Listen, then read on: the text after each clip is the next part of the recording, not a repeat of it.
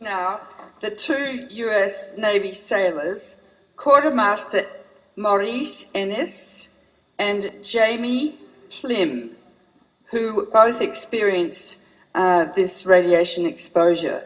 I don't know which one wants to start first. You've got 10 minutes to tell your story. Yep. Okay. Hi, everyone.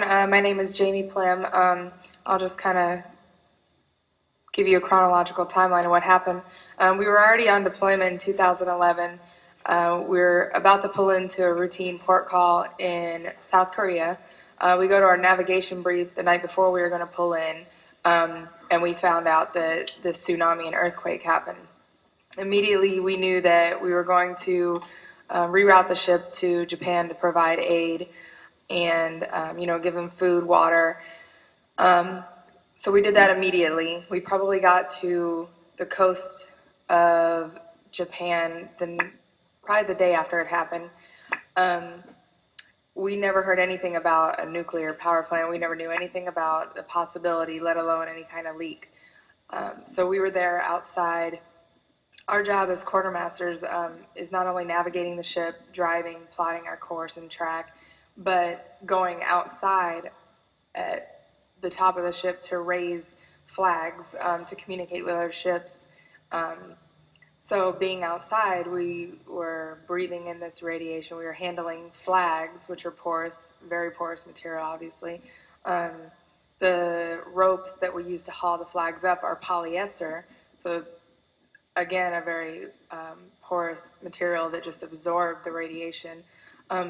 We didn't really hear anything for probably a couple weeks after about a leak in the power plants.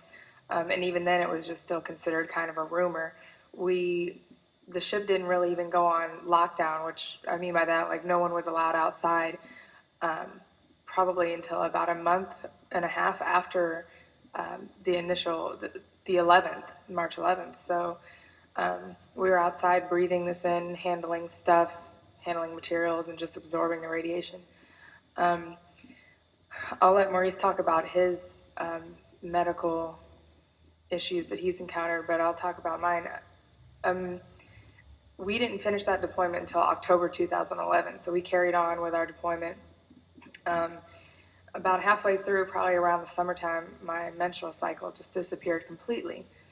And then it would come back and disappear and go on and off. And this happened until about the summer of 2012, where it came back in such full force that I was in and out of the emergency room. Once they thought they were going to have to do a blood transfusion on me because I had lost so much, they couldn't. I was still in the Navy for this past year. I got out this past January 2013, so I was still getting Navy care for that year. I was already on the birth control pill, which I guess they would do to control that kind of menstrual cycle.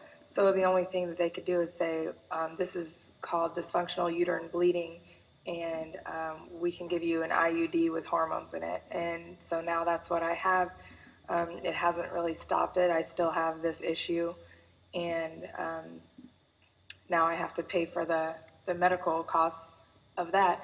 In addition to that, in February 2012, I developed bronchitis, and then from February to the summer of 2012, I got it 6 times. I was sent to a respiratory doctor, and it was determined that I developed asthma.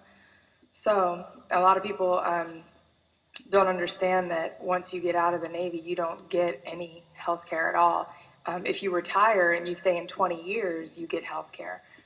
But we only did 1 enlistment. I did 5 years, he did 4, so we don't get that unless it's a disability, a service-related disability, which dysfunctional uterine bleeding does not really count as a disability as of yet. So we're still fighting that case, and this is also what we're involved in a lawsuit against TEPCO for medical expenses that we're going to have to pay out of pocket for. I'll speed it up because I know I don't have much time. I'll start with the beginning of my story where I received the radiation. A part of our job is we have to communicate with other ships using flags and semaphore and Morse code when we're doing special operations. And we store all our flags outside in a weather bag. We also fly our American flag, our ensign, at the highest point so people know we're the U.S. Navy. I was told by one of the higher ups to go out and retrieve the American flag so we can give it to the Japanese as a friendship type of deal, like a gift. I pulled the flag down. It was flapping in the wind and wrapped around me. It got all over me. I folded it up, took it down there. I gave it to them, and I'm not sure what they did with it, but I got off watch an hour later. I went to go get something to eat with one of my good friends. We stopped. I used the restroom, and we're just joking around because at the time there's still rumors going around about radiation being on the ship. And we were joking around about like growing extra fingers and toes and stuff like that. And we were like, let's stop and get checked for radiation because they started setting up these little checkpoints all along the ship. And they were saying it's just a precaution. You don't have nothing to worry about. If you get some free time, just go get checked out. And we were joking and laughing and walking over there. And he gets checked first. And nothing happens. He gets his hands checked, and nothing happens. And he's like smirking, like I told you, this is a waste of time. And I get my boots checked, my pants, and then my hands. And as soon as they get to my hands, the machine just goes crazy. And instantly, like we went from like smiling to just being nervous and scared. And they instantly told everybody to back away from me. They made a perimeter around me, and they marched me to a decon station. And the whole time they were telling everybody to stand fast, which means stay in your place and back up. And everybody's just looking and freaking out. And I had to hold my hands up, and I had bags on them. And they were telling everybody contaminated still. Everybody just get back, get back. And we make it to the decon station, and I see there's a huge pile of clothes there from other sailors. And I go in, and they had to remove 3 layers of skin off my hands and my arms. And it wasn't like back to back. It was they would scrub off 1 layer, and then I would have to wash off this orange grit stuff that you use to get off paint and oil. And then they would do it over again, and then check, and we'd start the process all over. So in my head, I was just kind of praying that the machine would stop beeping so I can get it over with. Like, and nobody told me at the time, like, what was going on. Everybody just kind of told me just to stand there and be quiet and not to touch anybody or anything. It was almost like I had to play. And